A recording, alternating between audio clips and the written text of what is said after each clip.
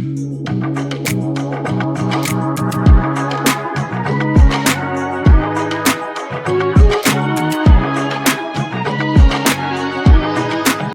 name is Tony Lee. I'm a master's student, second year master's student in the Industrial System Engineering department. I'm in the Impact Lab, and this project is about advancing air traffic control and management training through remote and immersive virtual visual flight rules 3D map visualization tool.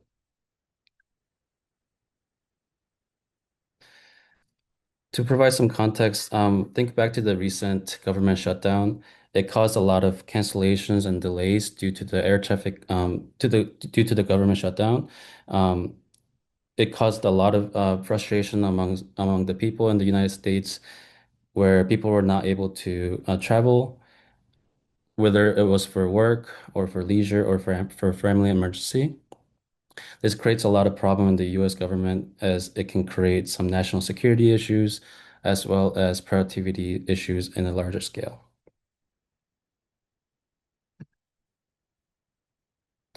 So the outdated training compounds already mentally demanding air traffic control curriculum. So currently the workforce is taking a hit. The FAA reports that we're at the historical low air traffic control employment, and with approximately a third of the workforce eligible for retirement by 2030. And there are a lot of high washout rates among the new trainees due to the mentally demanding training curriculum. So the training, a lot of trainees feel low self-confidence because the section, like for example, the sectional map you see on the right, it's very complex information that you have to digest. They're asked to memorize all of the information on there, and because this is safety critical, this is a very highly expected. There's a lot of high expectations around it, and a lot of new trainees tend to just kind of give up and choose a different occupation to pursue. The training process is very complicated and limited as well because there are limited infrastructures for training. You have to wait months at a time to get to the training facilities, and this is not very ideal for fast training purposes, and we need to hire a lot of employees as soon as possible. And 2D trainings are very tedious and complex and outdated, as mentioned before. This process has been developed very long time ago in the 1900s, in the late 1900s. So there's a need for modernizing the training technology and accommodating for the new generation of students. To provide some project timeline, this project was split into three phases. Phase one focused on user research, where we collected user requirements and identifying what are some problems in the training, what are some bottlenecks specifically, and what are some potential solutions.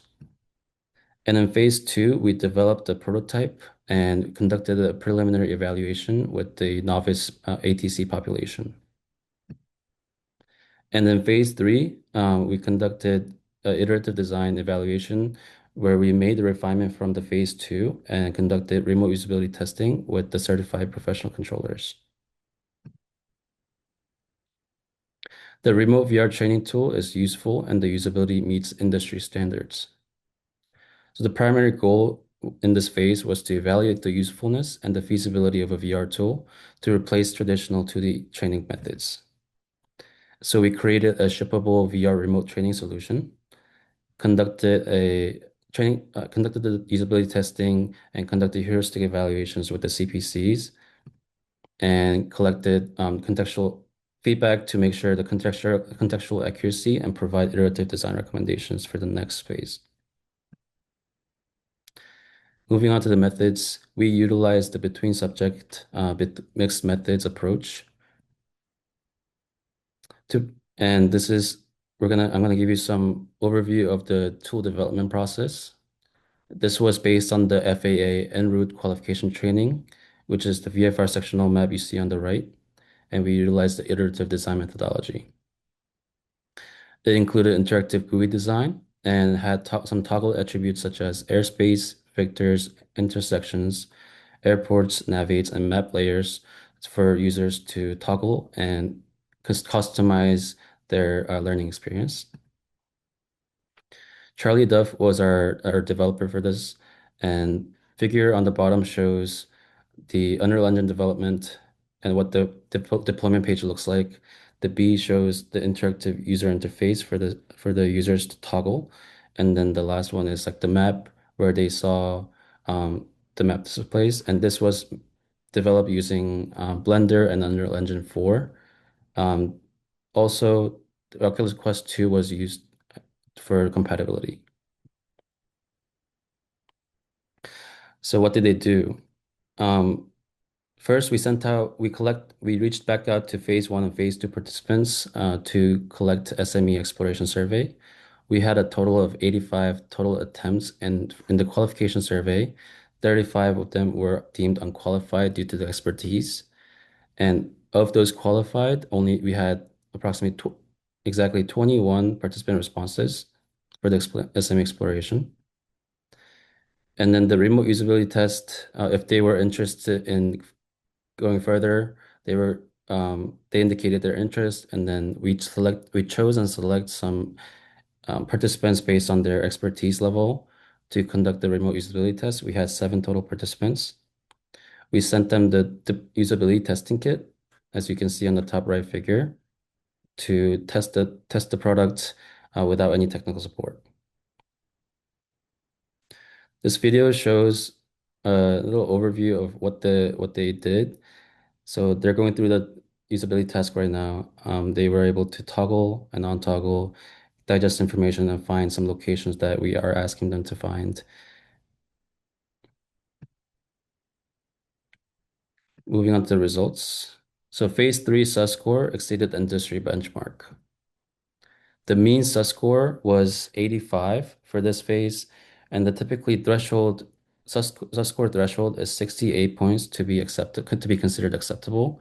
And also, you need to have approximately 80 points or above to meet the industry benchmark for deployment ready status. And from phase 2 to phase 3, we saw 11.8 points in improvements.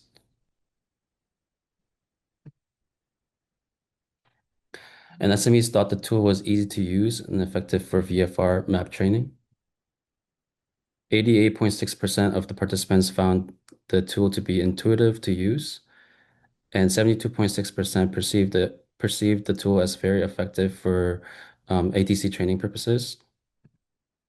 Although 60% of the participants mentioned they needed additional technical support to use the tool at full capacity. From the adoption perspective, 94.2% would recommend this tool to others for training, and 75% mentioned they would actually like to use the tool in firsthand, and 68.8% of the participants mentioned they prefer 3D methods over 2D outdated training. The remote VR training shows promise as a supplemental ATC and a management training. Participants mentioned they enjoyed the calming and learning environment that it provided, and they were able to have a faster comprehension due to toggle customizability, and they were able to comprehend contents faster because it was less cognitive overload. They found the tool to be very engaging, and one participant mentioned they were hopeful for the future for this in terms of the ATC training, and they saw the potential in reducing training time overall. And they also mentioned that they wouldn't see this tool as a replacement tool, but as more of a supplemental training tool. There were some challenges such as simulation sickness when they used it for a prolonged time. There were some frictions due to hardware setup issues, and there were some technical difficulties there. And due to the novelty of the VR, there were some familiarity issues with the VR controls, and they were frustrated with those. To conclude, this tool was proven to be usable. Industry level usability was proved to be useful for the ATC domain, and they would recommend this tool to others. So by implementing this tool for the FAA, they have the potential to use this tool to increase the workforce and make sure and reducing the high washout rates among the new trainees and prohibit the FAA from failing in the imminent danger with the shortages in the ATC domain. The future work includes including objective measures such as performance metrics and retention over time in a longitudinal study, and integrating AI to personalize and enable scenario-based training and test the trainees in their capacity to measure their contextual accuracy. And here are the references. And thank you. This is the QR code for the publication, and feel free to contact us, and we'll provide the document as full document to you guys. And this presentation was definitely condensed very heavily to fit the timeline. But are there any questions? Thank you, Tony. We have time. Ryan? Yeah. Hey, Tony, great presentation. I'm curious, during the research process, did you identify any groups or organizations that you could work with to do some of the objective metric performance evaluations that you mentioned at the end? Yeah, I mean, it was very difficult to recruit in the first place due to the domain specific, and we were specifically looking for ATCs with certifications and with years of experience. So Dr. Patrick had some acquaintances in the Embry-Riddle University, which is an aviation focused university. So we reached out to the phase one, phase two participants, as well as the professors at that university to collect some feedback. But that was our method of getting the feedback in. Great, thank you. All right. Warren, you have a question? Yes, I do. And I was curious. We have a Caterpillar simulator. I'm in the mining department for students to practice using large equipment. It's on one of those platforms that move and all that stuff. The one thing when they sold it to us, they warned us about motion sickness, and they suggested putting fans on people while they were on it. And I never really understood why. And I heard you mention motion sickness when people were doing it. Is it what's do you understand the physiological issue going on there when people do things like that and why a fan would help?